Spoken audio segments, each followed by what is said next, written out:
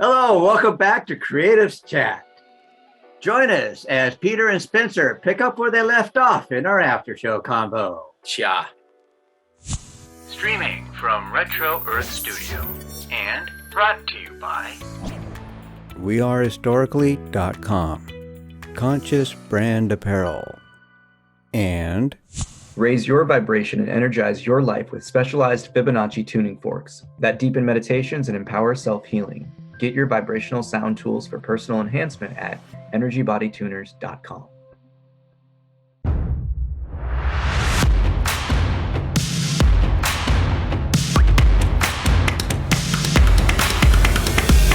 After Show Convo. Let's get it, Rusty. Well, I guess the cool thing that just really rings true to me, man, is just the playfulness. Like you can tell that authentic expression when you find someone that just enjoys the play. And yeah, just real recognizes real, man. I gotta start off like that, gotta keep it going like that, because it's the mutual understanding where it's like, yeah, that ground of authentic love. It's something that is more people are awakening to it, but it was such a rare sight in my life early on. It's so nice to just see these communities like amplifying even more and more, and just have that many heart-centered, focused people, taking that initiative and really utilizing the gifts that they have, to really build this kind of like epic community. That's really what I see is going on right now. I don't think I got some ideas to this whole thing myself, but I think that there's some huge things going on right now that I just don't think most people are aware of, but I already know. And I've said it, I feel like I've said it in the show a few times, but I feel like the spiritual revolution and like the real flip of the switch of the heart, I feel like a lot of it's starting here in Washington. Mm-hmm. Yeah, I really agree with that. And I'm curious about like what some of those big pieces you see moving are, Peter.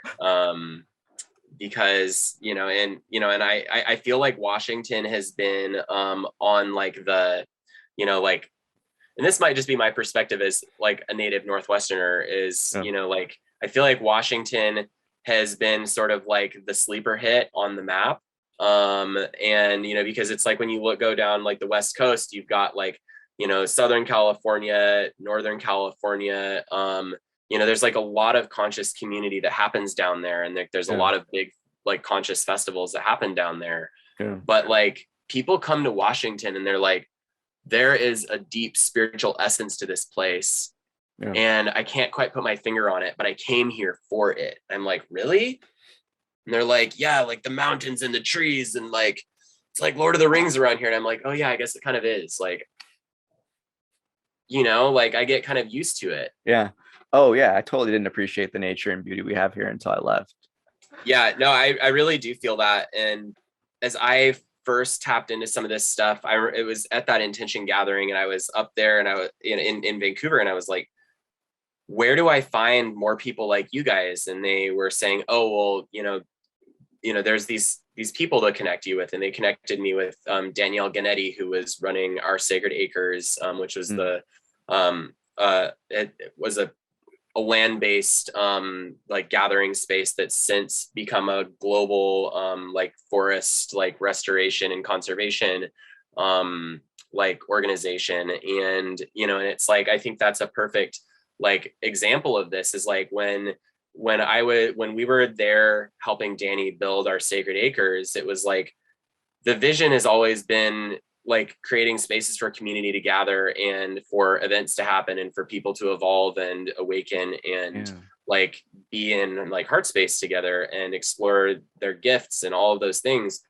But then like all of these other things then spiral off of that. And it happened organically because Danny realized that she was living on land that had like unprotected wetlands. And so then she got really curious and like motivated about how do we protect this regardless of whether we're here or not. Yeah. And so then she started networking and learning about sovereignty and land trusts. And so then she created with this community that she was a part of, this foundation for and this model for creating land trusts. And so then like when she moved to Costa Rica to go be part of gatherings that were happening out there, she ran into the same problem, was that there was land that people were gathering on that wasn't being protected and was like rainforest, beautiful land that was going to be cut down. And so she just applied the same structures and the same models. And so now it's like, Yeah. whoa, like nobody knew that was going to happen.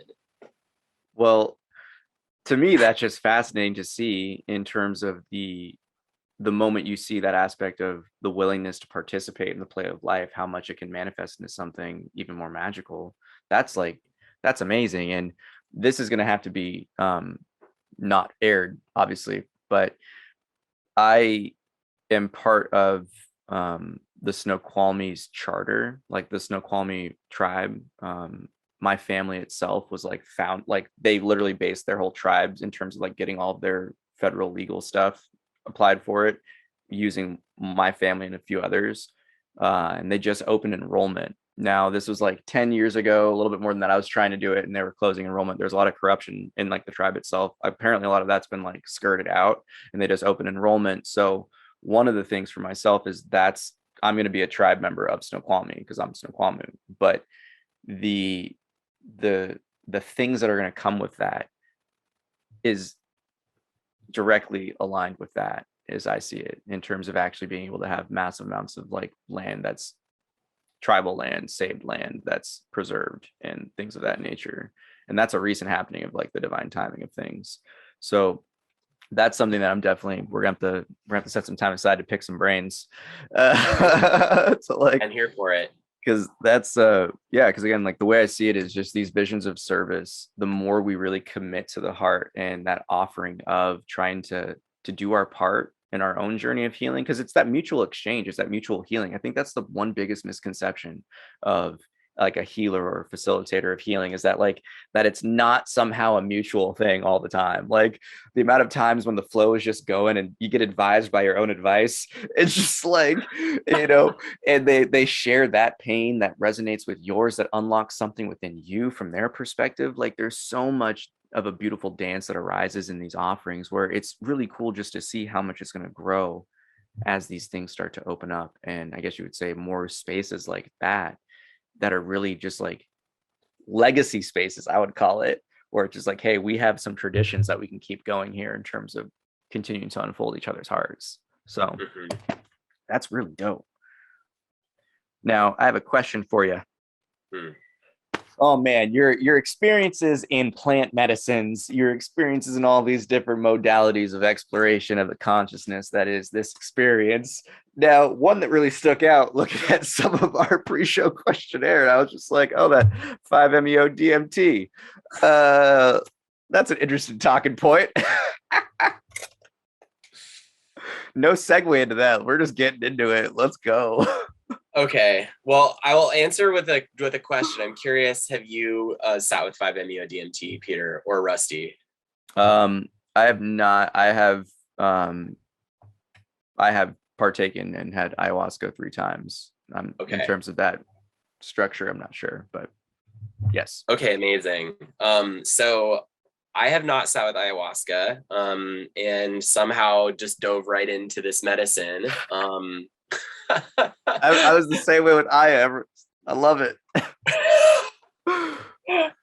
And literally the first time it was offered to me, I actually didn't even know what it was. And I am so grateful that didn't like pan out for me to do it that time, because I literally had no idea what I was saying yes to.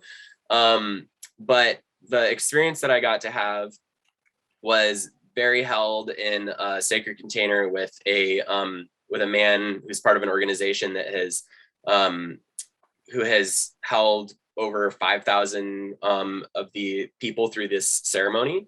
Wow. So a lot of depth there. And for those who don't know about 5-MeO DMT, just a little brief introduction is that 5-MeO DMT comes from the Sonoran desert toad, and can also be made synthetically, such that you can imagine like large numbers of people wanting to have this experience, and everyone's going around like squeezing, toad cheeks to get this medicine. It's not really sustainable. No. So that, and so that's just kind of one element that's kind of interesting. But then 5-MeO-DMT is distinct from NN-DMT, which is the chemical that's in ayahuasca. Mhm. And like when people say, oh, I had a DMT trip, or they like took a DMT pen or something like that, that's NN-DMT.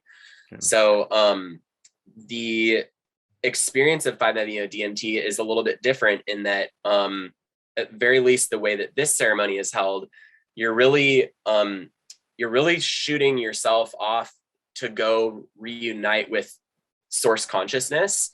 And it's not to say that that's not an experience that people have with other medicines, right? Like NN-DMT or ayahuasca. But the way that it's been explained to me that resonates with my experience is that like NN-DMT or ayahuasca will like bring you into a more archetypal realm where you're interacting with archetypal energies like planetary consciousness, Gaian consciousness, like angels, spirit guides, like animal spirits, jaguar, snake consciousness, like, you know, these types of things, plant spirits. Where 5-MeO-DMT, it's like you're kind of going straight back to the light. Yeah. And so I'm going to pause there. And I have so much I could say about it, but I would, you know, I want to like answer the questions that you want to ask and not just rant. Dude, it's one and the same. I mean, I think the thing here is you're answering questions as we go with that. And just in that sense of the source consciousness, the one thing that really just echoes to myself is, I guess I have a very unnormal or abnormal experience with Aya, in the sense that I brewed it and I'm essentially went on those journeys myself. And Wow. I took that kind of, I went more of like the shamanic rite of passage route with it. And the first experience I had was very much so just that coming home.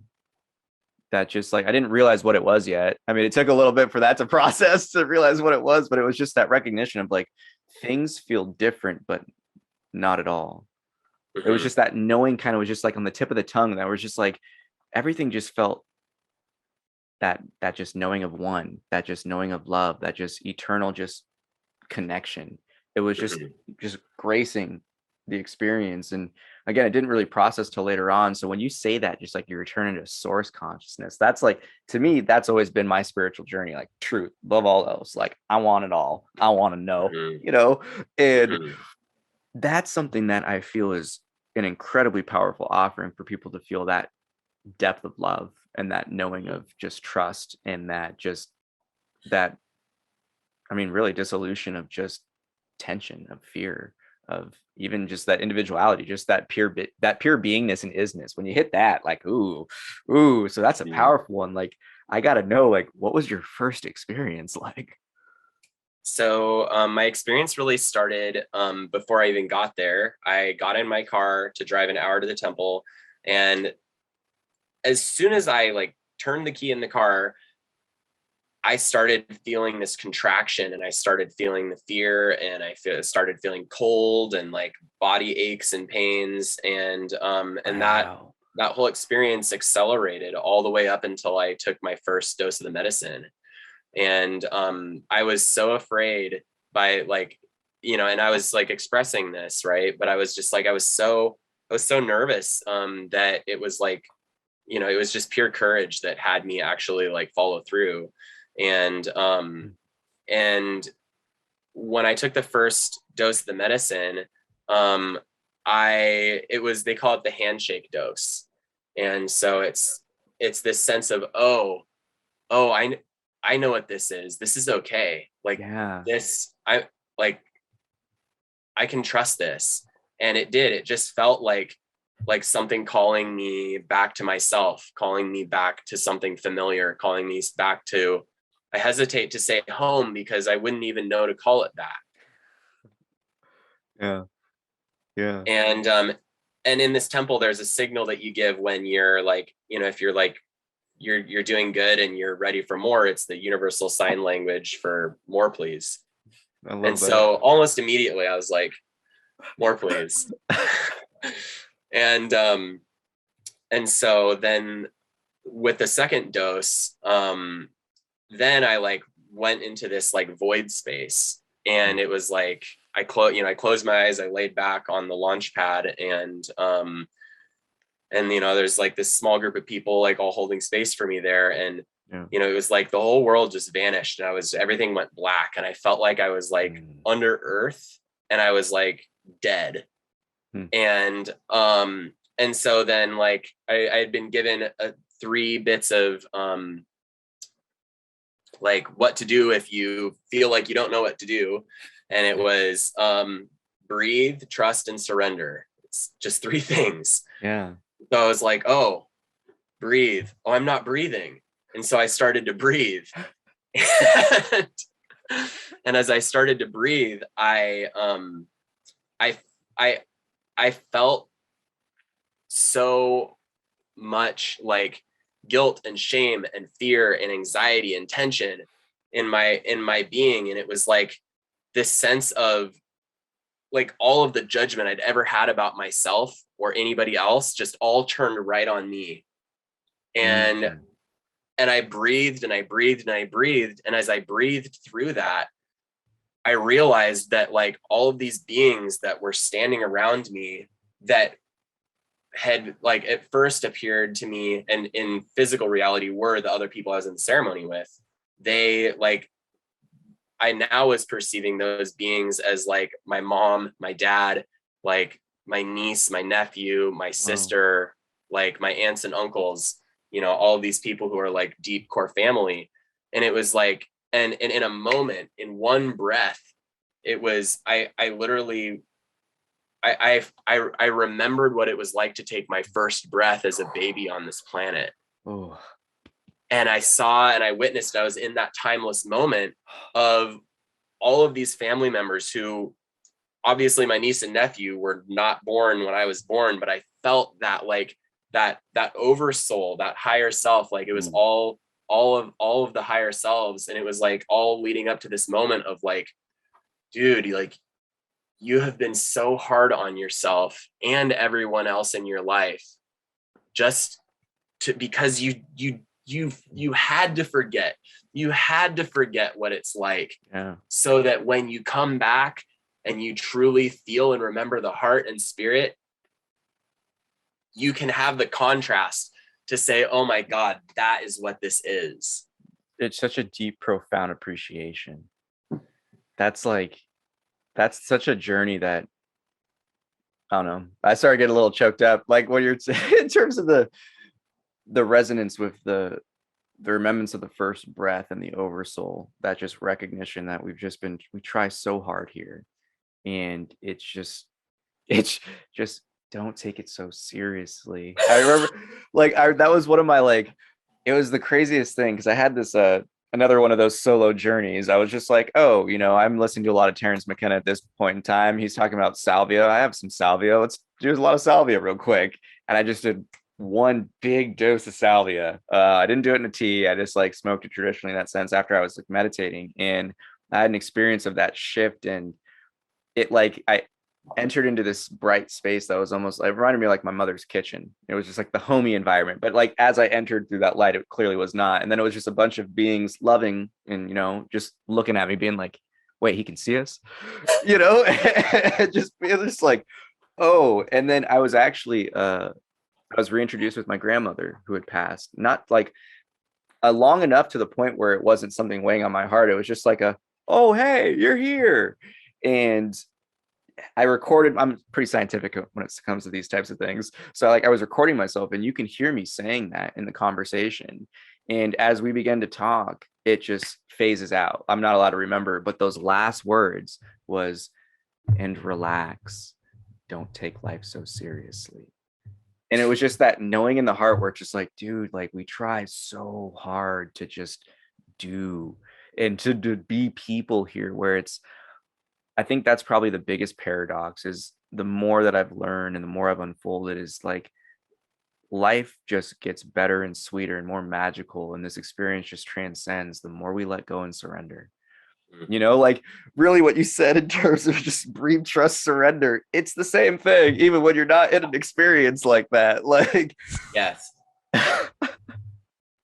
and that's been my core takeaway from that experience, is like all of these magical realms are all right at our fingertips, and and to just breathe, trust, and surrender through all the moments. And it's, you know, I'm guiding breathwork space. That's pretty much what I'm saying. It's like there's a lot more words that come out, but it all comes back to breathe, trust, surrender.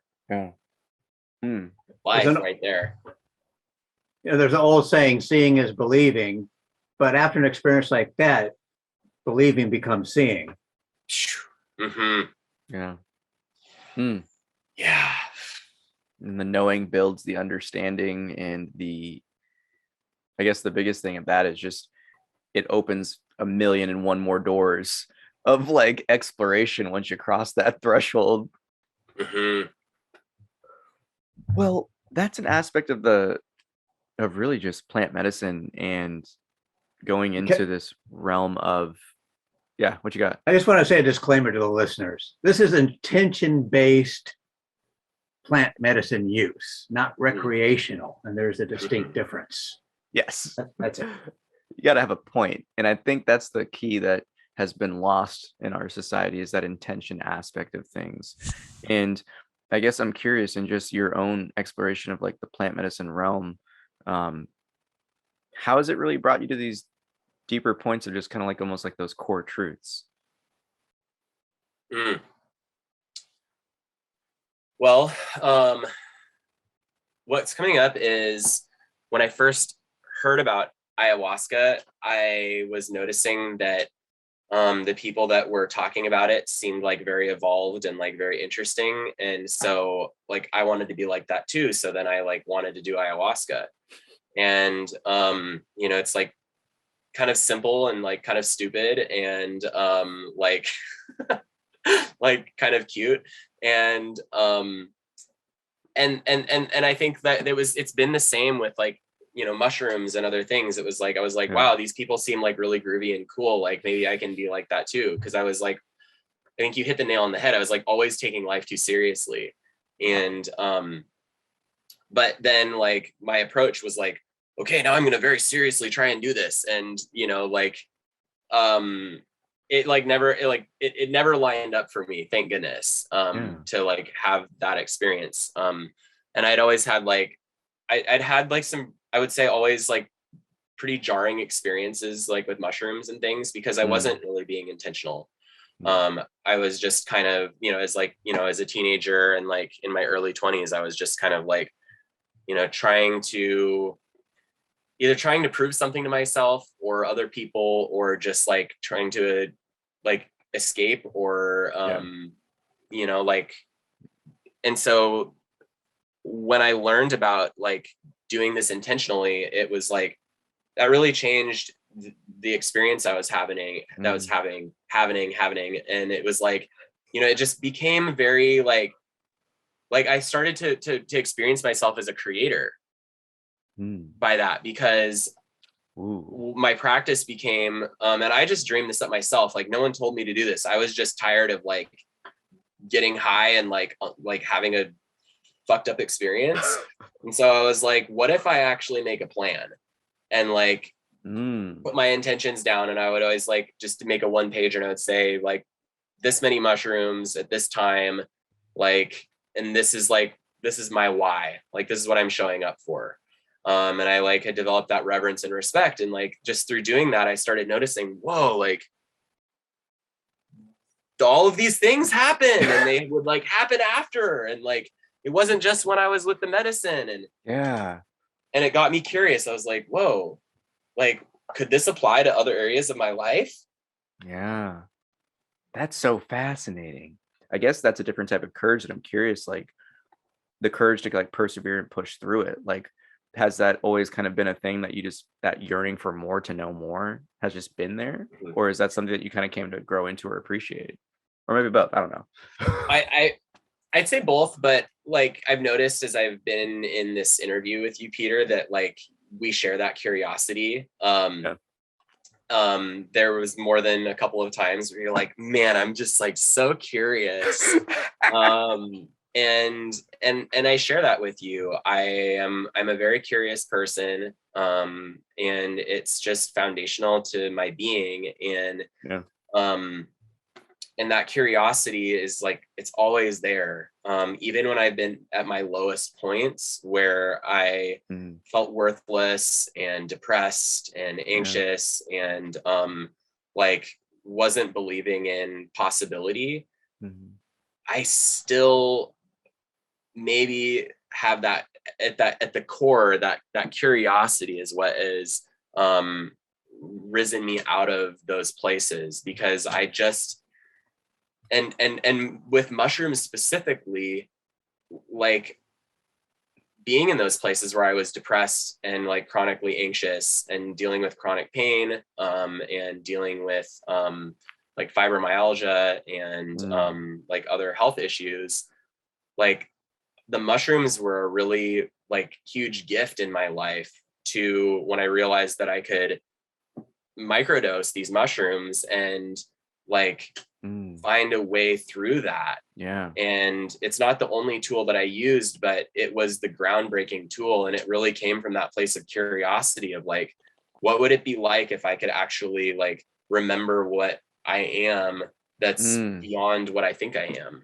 Yeah. The actual tool that it can be used to really have that break in the clouds so you can get that sunshine again, you know. Yeah. And I think that's something that's so, you know, the whole grand scheme of as above, so below, right? Where it's just like, if it's just really shitty cold weather, like that plant's not going to grow. But if you can get that heat lamp on it, you can get that cover, that dome, you can get that light, you know. And I feel like that's one of the things that, obviously there's many reasons for the corruption and, you know, the different aspects of why these aspects of healing have been shunned or stigmatized, but there's such a deeply rooted connection with what it means to be a human and experience these different, really just gifts of life, of just trying to grace you with some newfound perspective or some new window of awareness, that especially when combined with intentional based like commitment to it, man, the way you can pivot your life and manifest things is insane. So I'm like, I love it in the sense of that divine channeling for yourself came through of just like, I need to do something different here. Like, was that, I don't want to say that was probably, I guarantee you that's not the start, but was that one of those moments where like that sudden inspiration was just like, ooh, like I need to listen to this? Yeah, completely. Yeah. Tell me more. This divine channeling, this opening up the tap to source consciousness, to like that highest of high selves, like it's clearly guided you, you know, like how has that dance progressed?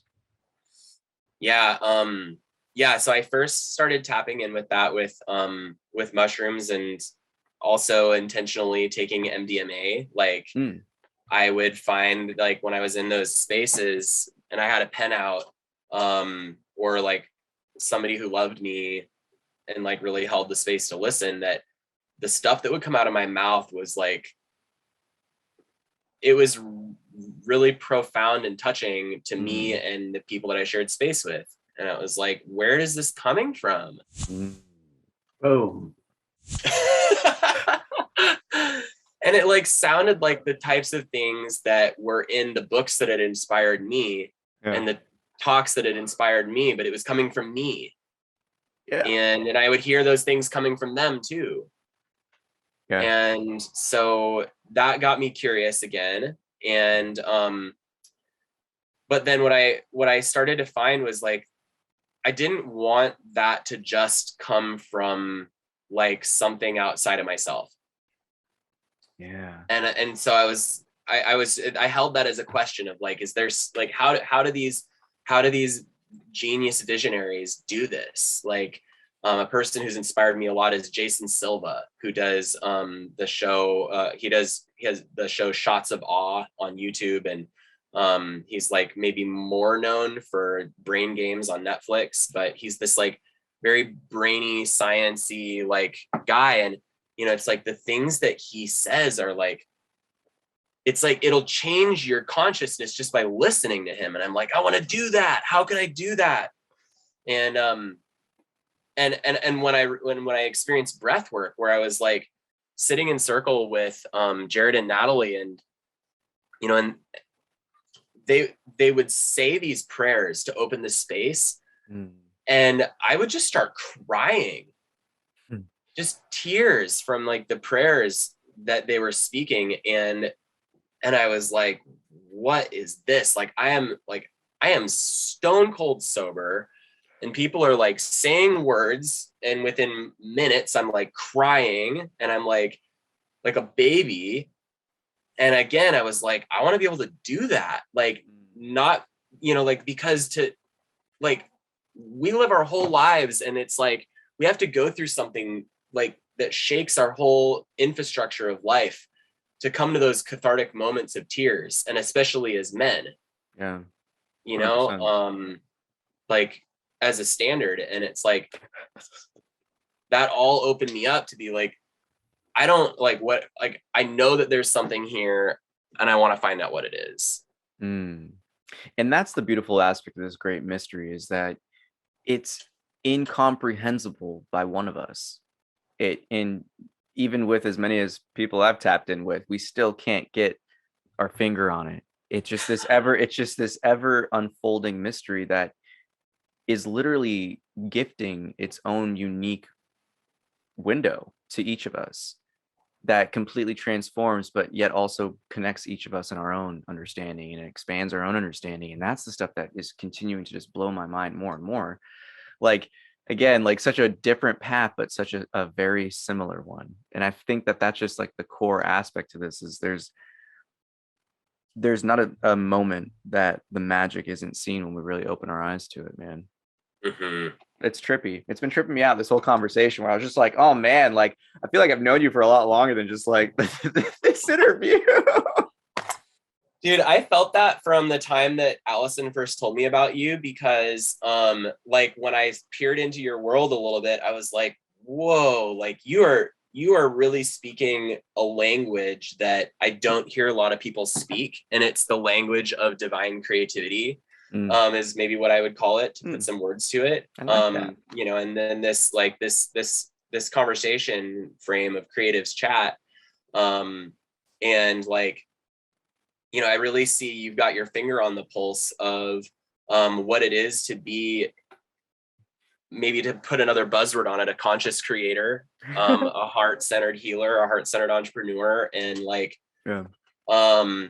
And it's like, it really is, you know, I see and feel a mirroring there of like, and I feel like there's, you know, like as I get to know you, I'm like, I feel like there's, you know, these aspects that you've like, you know, that I've imagined that you've already created and developed. And I'm like, well, okay, Peter, like you just did it. Like, all right, like, like maybe I don't need to do that now, because like it's already here. Like Peter's doing it. Well, first off, I appreciate it, man. That means a lot. And I mean, coming from the space that I know that like you're the rock star, and you're one of the many rock stars in. I mean, I think that's the thing for me, is the way that a lot of the things that I've heard from you has really been pitched, where it's just like I mean, again, you see like the Natalie, the Jareds, you see yourself in the mix of like the Spencers, are just like the core people that are shining that light into these unique offerings for people.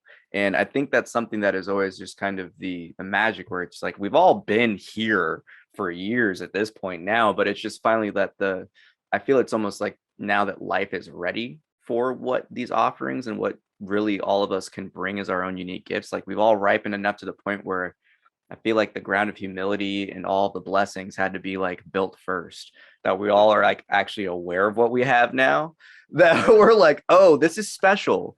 And like, we can actually own this, and we can actually do this. And I really appreciate it, again, because like, that's one of the things that I know Rusty and myself have always been, again, it's that kind of divine timing, when we both had that yearning of the heart of like this, we both really want to like do a show that's just like conscious of kind of like creativity, but healing, you know, something that can be really spiritual, but relatable to every person, you know, and just tapping into that really divine creativity, as you express, is that flow. Like this is just, it's just peak flow, being able to just jive and chat with someone and open up that heart. It's like it's its own form of sacred gathering, right? Where it's just like, you know, where we can really get the viewers and really the loved ones and fans that are in our lives to really gain that deeper understanding of ourselves on these platforms, and to show that we're real people, and that I think that's always just the inspiring path again, is when you see others going on this walk of life and you see them doing things. It's like, oh man, that's awesome. Like I've always seen myself as like a bridge builder between East and West, but you've literally done it.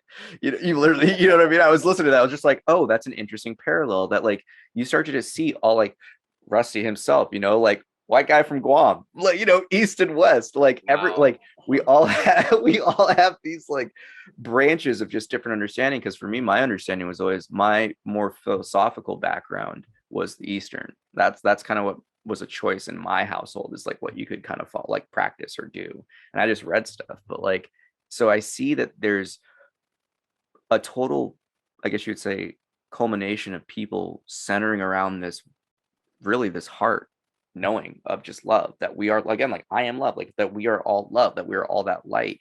And to see everyone with their own tools to bring, I just see it kind of like the Justice League, man, where it's just like, I appreciate the kind words, but it's just like, no, man, like this is one part of what you're building, that like it's all that kind of like, again, I said it earlier, the Voltron, it's like it's all these different transformer things coming together, man, where it's, that's what I really do see is like the future for especially Washington, like all of like, and again, like we're the generations that can really like, that are, as I see it, doing it right now, leading the way. So it's really dope. It's really dope to be a part of. So thanks for joining in it, man. I think that's the cool thing to hear more about the stuff that you're doing. So the funny aspect of just this search and this unfoldment is really, again, just the parallel paths that everyone's kind of entering. And I'm just really curious, like, dude, are there like cyclic timelines that have like, I don't know, everyone's stuff started activating in certain years? I feel like there might be like those channels that open up where it's just, the soul is just like, all right, you guys ready? All right, everyone go. And everyone just gets jolted out in this like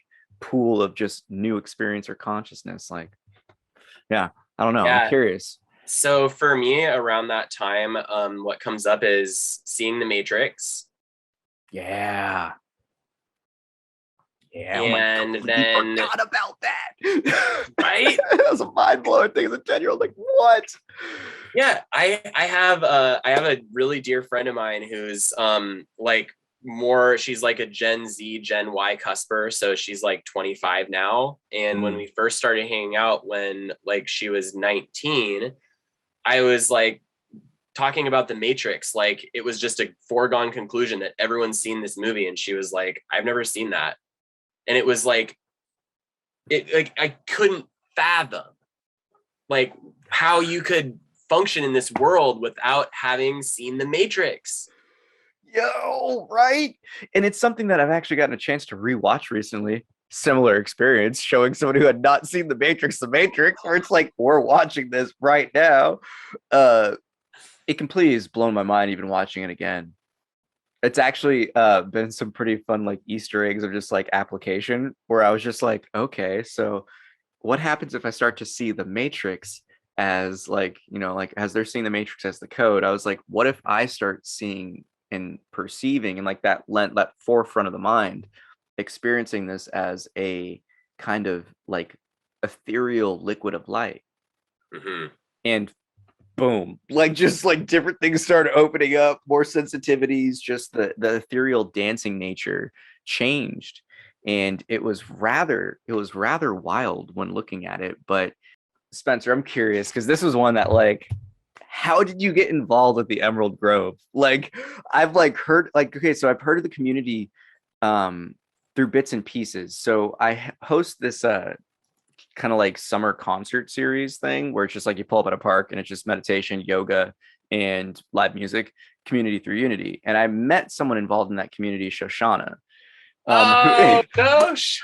So exactly. So it's just like she was setting up a date for a friend and was just like, oh, this is cool. And then we never crossed paths until like my first ecstatic dance like a few weeks ago. And it was just like, so we crossed paths again. I was just like, oh my gosh. And then met Derek. And then it's just all these things where I'm just like, dude, what is up with like the Emerald Grove? You guys cooking up some like future conscious creators? Like, what is this? You got your own the army of light workers have assembled. Yo, something like that. So I found the Emerald Grove through two people, Elizabeth Cunningham and Seth Pearson.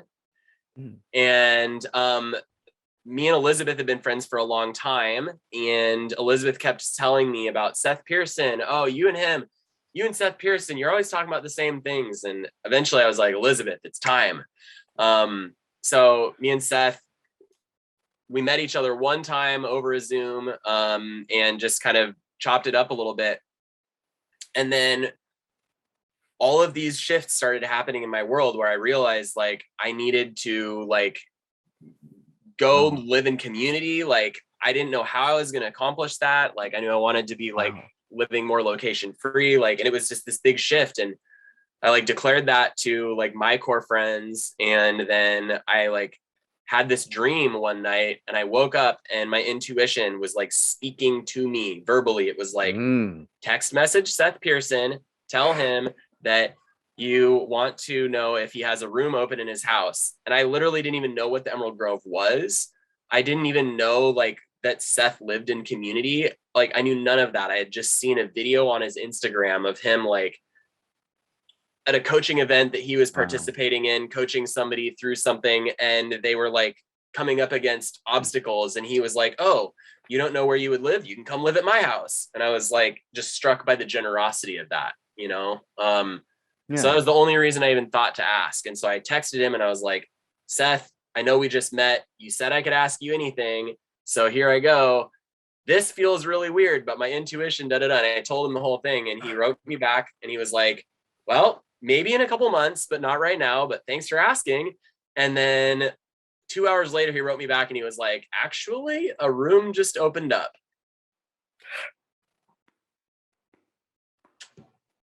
What? I love it. You can't make this stuff up. I love that. That's why I gotta give a shout out to Keith of the Building Brotherhood group. One of his infamous lines was like, you can't make this shit up, dude. He's like, there's just so much divine timing aspect that just, it really just goes to show that it's all that alignment, it's all that harmony. And when you really are committing to the heart, those things start happening more and more and more. Yeah. That's the most fascinating thing. And I think it's always interesting for a lot of people that are really curious about myself, because I've been in this stuff for a hot minute now. And for me, it was the community aspect was lacking, because in reality, I was trying to keep my marriage alive. Like, you know, like I was putting all my like extra energy of peopling into, you know, trying to hold space for progress, for some type of change. And it was just, you know, it was that point of always trying to fill up a hole, or, you know, it's trying to like, okay, this is a perfect one. It's trying to pour out water from a boat and the hole's still there. Yeah. You know, and it was just, that was just me for longer than I'd like to admit, but it was to a point of enough where enough was enough. Yeah. And right when I committed to that aspect of the heart, so many things started opening up from people and opportunities and networks. And it was just very much so that sign of life being like, all right, you climb that final tree, have fun. So I feel like now is really just that time for everyone that I see, like these paths crossing. It's just like, all right, well, I have some ideas in my heart, and I already know all of these people have some ideas in their heart. I guess this really is like the army of healers and light workers just ready to ascend and uplift the whole. Like I said it in part one, where it's like, I really do see like the work that you're doing and the offerings that you're having are these experiences to transform and transcend the human experience. And it's that wildfire that you mentioned, that experience with your breath work from the birthday, where you just knew, like, when there was like, I'm bringing people to this, I'm bringing people to this, I'm bringing people to this, like, and they can experience coming late to that. Like, all of these happenings are showing us just the power of what we're all tapping into and the potential of it and the encouragement I feel. I think that's like the biggest thing is I feel like life's really supporting everyone right now. Just be like, you guys are doing great. Keep it up. Yeah. Totally, dude. Yeah. I feel like so much of that, like so much of that has opened up since coming into community. And I mirror that journey that you were sharing about your relationship that you were in. Like, that was what I was doing too. Yeah. And and I just couldn't really see it when I was in it. And right. You know, like I needed some space to myself afterwards to like, you know, come back to myself and heal and like grow and, you know, like remember that I'm awesome in ways that I'd maybe forgotten. And then like, you know, coming into the Emerald Grove, it's like it's really become a place, you know, like this is a space that's held for, you know, like for wizards and witches and conscious creators to like step into their own, and then such that like we all come together, and like me and Sarah Connor, who also lives here and like really, you know, like created one of the other nodes, you know, it's like Derek is, you know, she was really, you know, being like, you know, this is a space of like we're all captains. There's no one captain. And then at different points, like somebody puts on the captain's hat and like stands in something that they stand in like uniquely. And so like tomorrow, me and Sarah are hosting the Angelic Ascension meditation. And it's like Sarah is this like epic vocal channel, and she like gets her looper out and like weaves these soundscapes and like in her own right transports people to the angelic realm. And then like I lead these guided meditations, and it's like, you know, so she and I are putting the captain's hat on in that instance, but it like once the event's over, then like we all are just doing the thing, right? Like there's no one person who's like, oh, I'm the leader here. Yeah. And that's the stuff that it's this theme of, I mean, obviously, like the people talk about the different energies that are coming through. It's like that transition after like a Pisces moving on, where it's, you know, this theme of co-creation was really just another seed that was just like jolted awake. And that's the importance of, you know, Rusty, myself, and a few other like clients and friends. We're filming a little content for Full Spectrum Performance at Rusty's studio. And I just remember like seeing him like guiding like in some of my clients and like the instruction of how to do things, and just like setting them up and like asking them questions. And when they all wrapped up, I was just like giving them the props. I was like, man, I just fucking loved those questions in the moment. They were perfect. And he was just like, yeah. I was like, it's my element. I was like, I know, and I fucking love it. Like, and I think that's just the beauty of that heart-based community, is that it leaves enough room in that openness of love to actually uplift one another, and to like to give everyone the platform and to share the fire. And that's the real future of what we should always have been on. But obviously a lot of corruption, a lot of wild stuff going on in terms of records erasing and all these different things of history and destroying shamanic cultures and all the jazz. But it's this theme of just like what we are as humans is compassionate. And when you have compassionate co-creation like that, dude, it's like everyone's uniqueness just gets amplified, and then everyone has that experience to really just shine. I don't know. It's just, it really is different unless you've gotten a chance to experience it. I hate that because it sounds super cliche, but it's just like, but genuineness is rare. And when you experience that type of authenticity, man, it like, it's those everlasting bonds that we experience when traveling or adventuring with people, right? I think that's like the closest thing that a lot of people can get in the normal experience. Like those, you know, you go study abroad and you have those people you're with, you know, you get an internship and you're with your runners. Like it's that brotherhood and sisterhood, that community, that family. Yeah. Yeah. That's, I think of it like, it's like, you know, you know, when you witness, you know, like a really amazing role model, you know, and I think of like for me, some of those people have been like Will Smith, Michael Jackson, you know, or like Liz Gilbert, who wrote Eat, Pray, Love, or like Oprah Winfrey, you know, these like really, you know, these like really authentic, genuine beings that can strike up a conversation and create conversation, or Jim Carrey, you know, who can like speak to the heart of the matter and like be so larger than life, but then also like, you know, like speak to your heart and soul in a moment. And it's like what I experience at places like the Emerald Grove, or like, you know, in study abroad, or when I was like doing that in China, or, you know, like traveling, it's like, you know, or at small intimate festivals is like, you know, I really start to realize like, wow, like that I can do that too, you know, and I see the mirror of like, you know, a human who's like literally standing right in front of me, being that divine channel in the same way that I've seen like Jim Carrey or Oprah Winfrey or, you know, any of these like Will Smith, any of these large in the life characters. But then when I see it in somebody like, you know, Henry the Muralist, or, you know, Pepper Proud of Yaima, You know, these like, they're real people like Yeah. standing in front of me, and then to have a conversation with them, you know, and it's like, there isn't this separation of television, of movies, of Hollywood. It's like, no, it's right here. Yeah. Like, and all of those moments, one after another, and then just living in the Emerald Grove, it's like, no, like, we all have that in us. And it's like, I watched people walk in the door who maybe come in with like that story of unworthiness, or like, oh, you know, I'm not that. But next thing you know, they're like designing an offering, and they're like finding the resources, and they're finding the support, and then they're like doing it. Like, it's all possible. It's all possible. It really is. Yet you have to trust yourself enough to really put your foot out there. Yeah. And that's the really interesting thing. Curiosity and courage. Mm-hmm. Kind of like the two sides of the same coin. You know, you in this life, I feel that's like those are that's the admission fee for experiencing. Yeah. Or at least dope experiencing. Oh, that's so good, Peter. That's the fuel right there.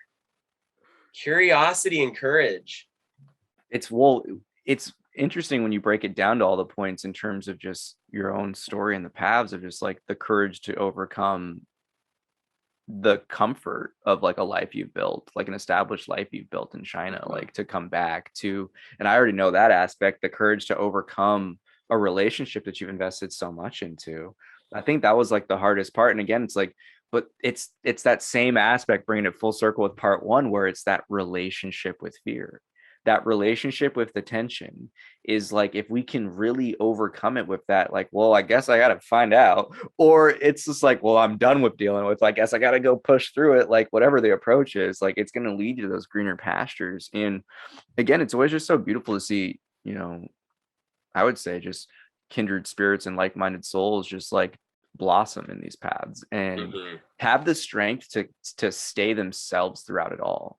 I feel like there's a lot of unfortunately during like a lot of the lockdowns, like I lost a few people closest to me because of suicide, and it's just one of those things where it's like to keep pushing through it. That's the stuff, because I already know, I mean, I'm sure everyone who's dealt with depression, we all understand that, where it's like, yeah, I've been suicidal myself. Like, I this story is in an old episode. It's like, if it wasn't for my dog Strider waking up from his deep sleep, I would have done it. You know what I mean? It was, but at those moments of just like realizing and waking up from selfishness and with love and through selflessness, I really do find that like the core for everyone that's really coming together is that we're all service oriented.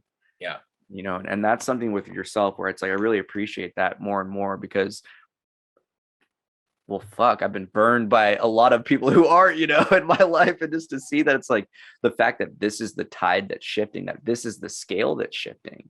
I'm just like, oh yeah, we're coming back to like goodness. We're coming back to real good people again. It's cool.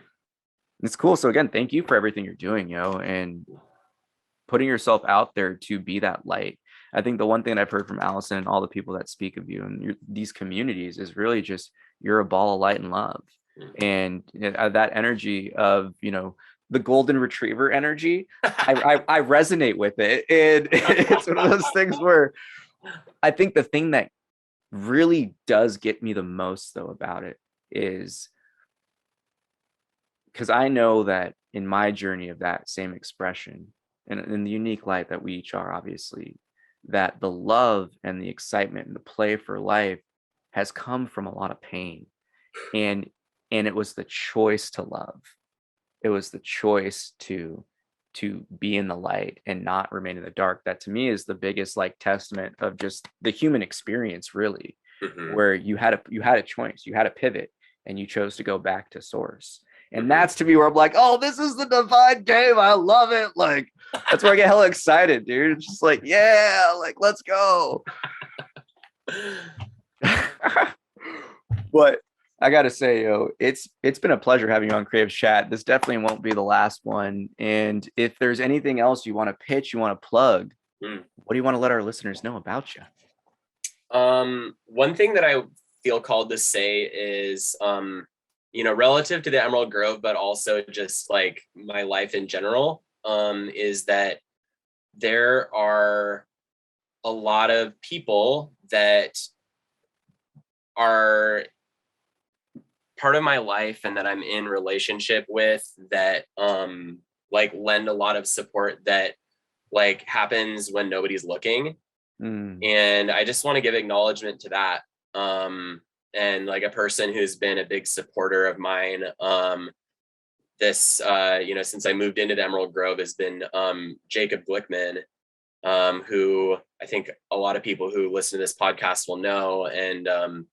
Yeah, he's just been like a very like fun person to connect with because we share this love of like, this golden retriever energy and this like summer camp energy. And, as soon as I moved in here and I mentioned like, these things that I've created with my other friends, like Squirrel Camp and Squirrel Pop, like Jacob got it instantly. And like I've grown so much through him sharing his wisdom from like, growing up in a summer camp environment with his family, of like how to really create events that have, that depth of authenticity and like, that really makes space for a lot of people to share the stage. And so I just wanted to like say thank you, and like give that acknowledgement to Jacob. I think then the other thing that I want to just like call out is, Samadhi Summer is coming up in July 15th through 18th. And that's this like massive explosion of like celebration of life at the like heat of summer. And, and that's a production of the Liberated Hearts family. I think Jared and Natalie are really the true parents of that festival. And and I just really want to encourage people to like come out to that. And for people that are looking for a way to contribute, we have already filled our facilitator spots, but I'll be running the Samadhi Showcase, which is a space for music, movement, comedy, performance. We want to invite in those offerings that are going to bring us laughter and tears and divine grace, divine truth, and to really like put a spotlight on people who have something awesome to share. So I'll be curating that, and for people that want to sign up for that, by the time this is out, there will be a link on the Samadhi Summer website for applications to that. Ooh, that's juicy, man. That's juicy. Well, Spencer, it's been an honor. Thank you so much, man, for coming on Creative's Chat. Oh, love and light to you, brother. Listeners, love and light to you too. Roll the outro. Thanks again to our sponsors for making this show possible. Thank you, We Are Historically, for your conscious human apparel. Shop online at wearehistorically.com. Level up your life and raise your vibration with specialized Fibonacci tuning forks. Get your vibrational sound tools for your personal enhancement at energybodytuners.com.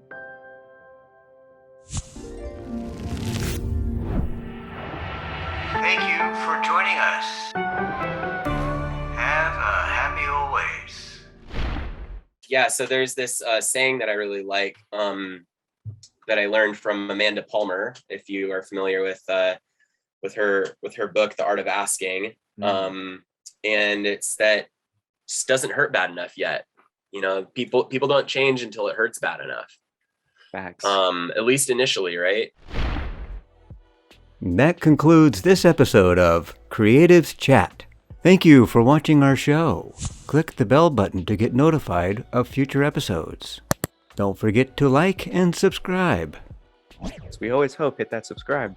But it is what it is when you see the base state of everyone going through that trial by fire, and even continued even after that, though. I think that's always one of those points of courage.